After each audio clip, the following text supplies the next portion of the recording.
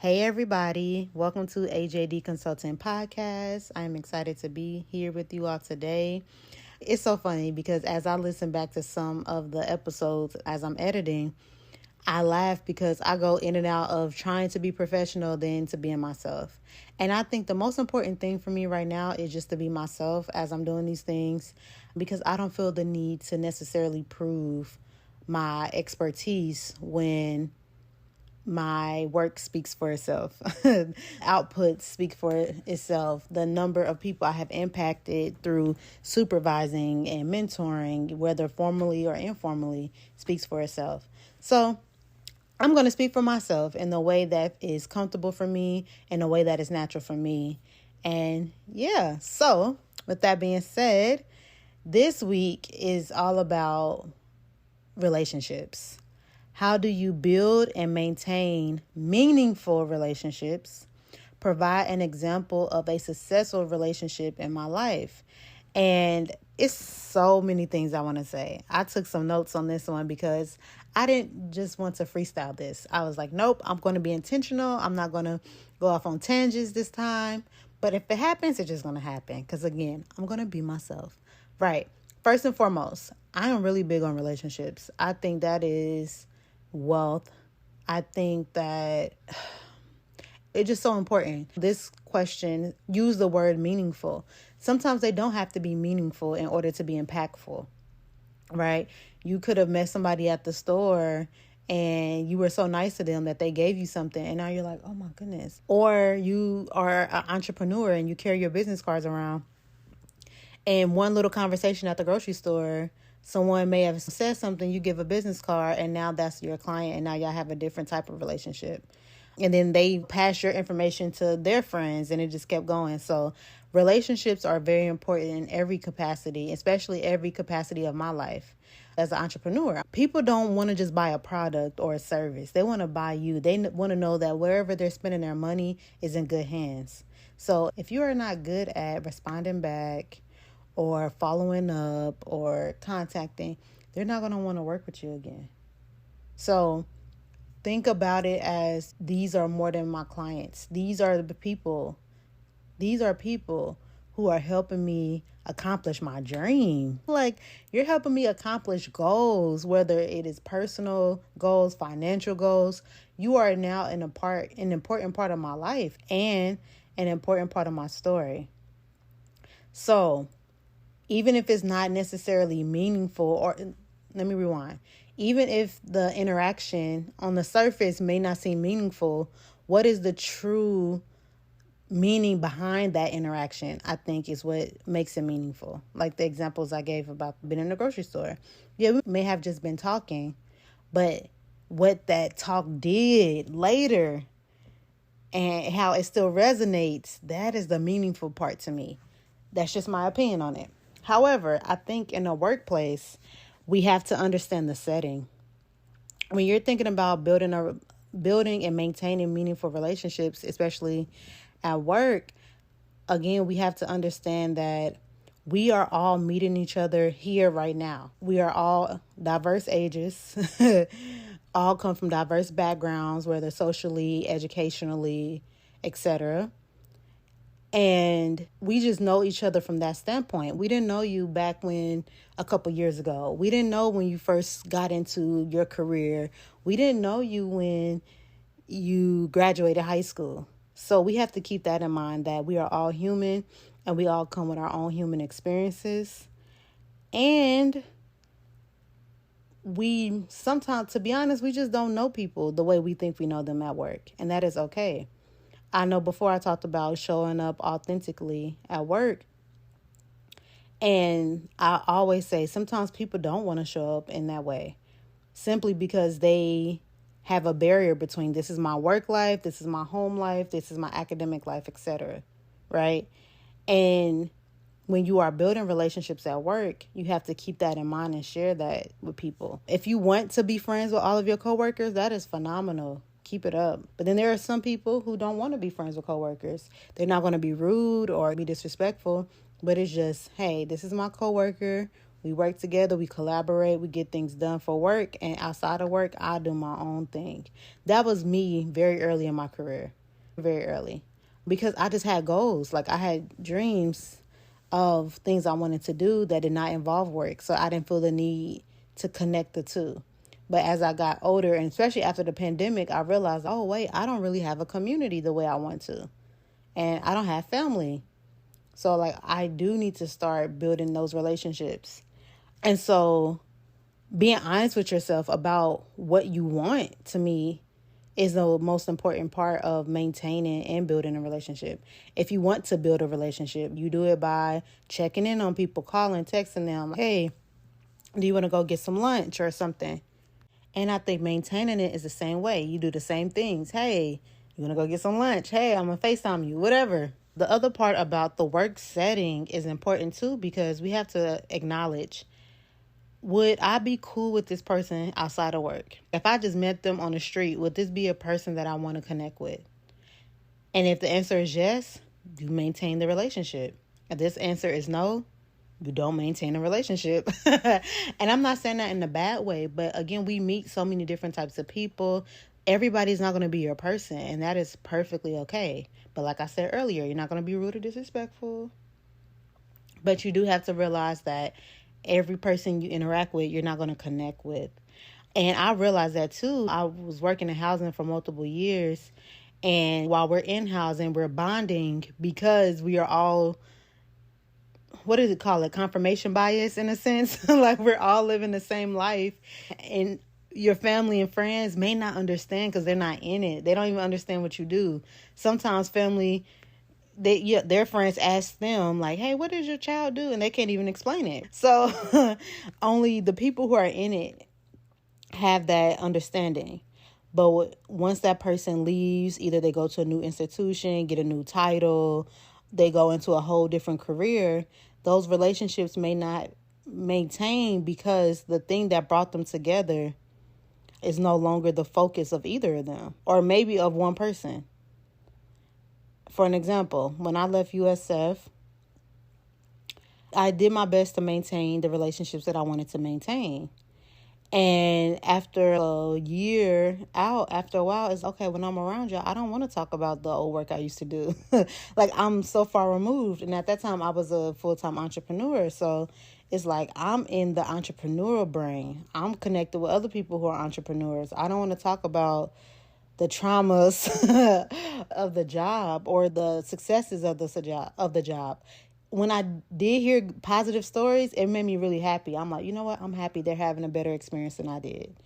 And I'm always going to be a champion for that. I'm not one of those people. I'm not a hazer. Anything I can do to make your life easier or so you don't have to experience what I experienced, that's what I'm going to do and celebrate, because that's so important to me. Each generation should be better. That's my own opinion. But after a while, again, because this job brought us together, that is the common denominator. And I didn't want to keep hearing about it. So there are some relationships that I did not maintain. And it wasn't because I made a conscious effort. It was just, hey, if I reach out, if I'm the person who's constantly reaching out and I'm not getting that same energy back, I just fell back. And that's normally not me. I'm a person. If I think of you, I'm going to call you. My family and friends will tell you all the time, I will call a person. I will do my best to maintain a relationship. But after a while, you have to do an assessment of yourself and understand that what you need and what you want has changed over the years. Whereas before, I would have been cool with reaching out all the time. But now I'm in a phase of my life where I'm not okay with that. If I'm the only one reaching out, maybe this relationship is one-sided, right? And if we do talk to each other, I'm definitely going to share how I feel. And then after that conversation, we can figure out if we're going to maintain or we're going to just let it go on and let it run its course. The other part of relationships, too, is that we have to realize that relationships are seasonal sometimes. And it's not a bad thing. It's not a bad thing. And I think we have to get out of that. Sometimes you may stop talking to a person, but it's not because you have any ill will toward them or anything. It's just y'all didn't connect past the workplace. Maybe y'all have tried to connect outside of the workplace and it just didn't work out, and that's okay. Again, there's no hate, there's no malicious intent. If I were to see you in person, I would still say hello. I'm not going to run away from you, nothing like that, right? So I think it's important to know that people come in your life for a reason and a season, and you can learn from everybody. So you maintain the relationships that you find valuable for whatever phase you are in your life as well. So that is that part. Also, we have to accept that we change. What we want changes, what we value changes. And with that, our friends may have to change. And to be honest, I'm not even a person who uses the word friend loosely. As I'm getting to know someone and trying to build a relationship with them, I do a courting. I look at building a friendship and relationships as courting. I'm trying to get to know you. I'm trying to all of that. And then once I feel like, okay, this is a person I like. We share similar values. We have certain understandings. They can teach me something as well. Then I will call that person my friend. But up until then, it's coworker, colleague, yeah, an associate. And I don't think that's a bad thing. When I first started doing that to people, their feelings would be hurt.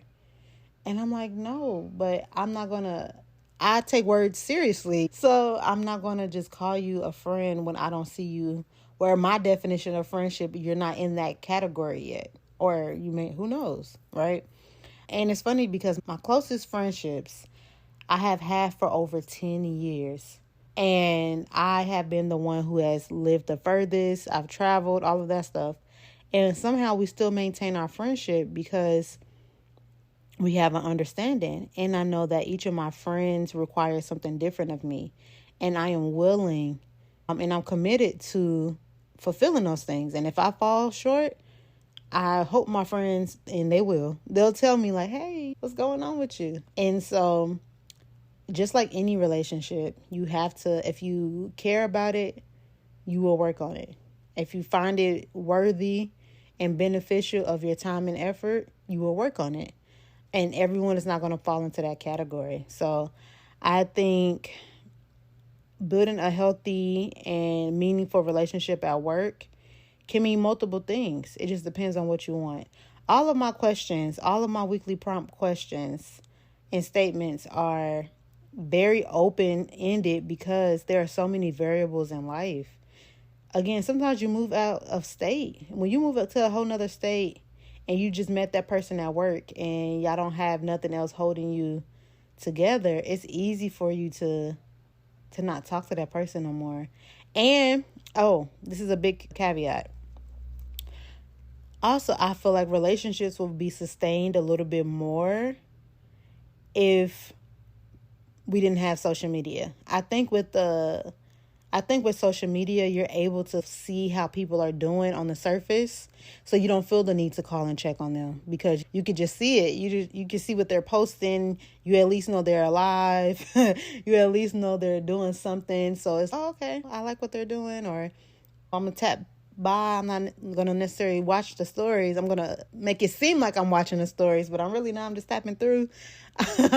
Y'all know y'all be doing that sometimes. I'm not an avid story watcher.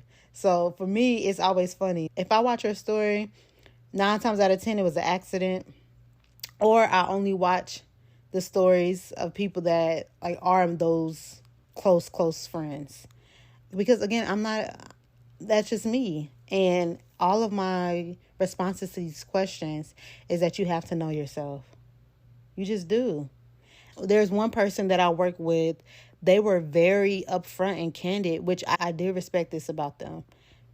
They were very up close and candid that when you leave, I'm not going to message you. Like, I'm very bad at maintaining relationships. And I was like, oh, great. Thank you. Thanks for letting me know. And I appreciated that about them because they said that to everybody. It wasn't just me. They're just like, I'm not going to call. I'm not going to text. I don't operate that way. Great. I'm happy you have self-awareness. So now I wouldn't feel like, oh, they don't care about me anymore. No, that's just not how they move. I think the other part too of maintaining those meaningful relationships is just understanding where each person is in their life. And some people you may not talk to all the time, but if I use an example, like one of my friends, we've traveled together. She's been my supervisor. She's my friend. I've been to her wedding. So she's definitely the coworker that was turned into a friend. And although we don't talk often, when she needs something or if I see something on social media, I text her like, hey, like I text her immediately. Say if they were looking for employment or something happened, I'm sending them stuff like, hey, I saw this, thought of you. Like, because we have already established a relationship to where it may not be the day-to-day sending you TikToks or memes, but it's still a meaningful relationship to me that if something were to happen, I will be sad about it. And that's the other part that I feel that if I get emotionally like sad about something, about a friendship or any type of relationship, I know that I really cared about it. Because otherwise, I'll just be like, okay, it's fine. No worries, no hard feelings. And not in a bad way. I'm really good at accepting things for how and what they are. Like, it doesn't bother me. I'll just accept it. But if I really started to really build and try to build with you, I'm doing my best to apply the 4 agreements. But sometimes that taking it personal is hard. But I'm human. So that is how I have built and maintained relationships. I think I do a very good job at it. But again, like I said earlier, my stance has changed. When I used to call, text all the time, I still send birthday messages to a lot of people. But I'm in a phase in my life now where it has to be a reciprocal relationship. Yeah, that is that. So I hope you learned something. Thank you so much for joining me today. And I will talk to you soon. Bye.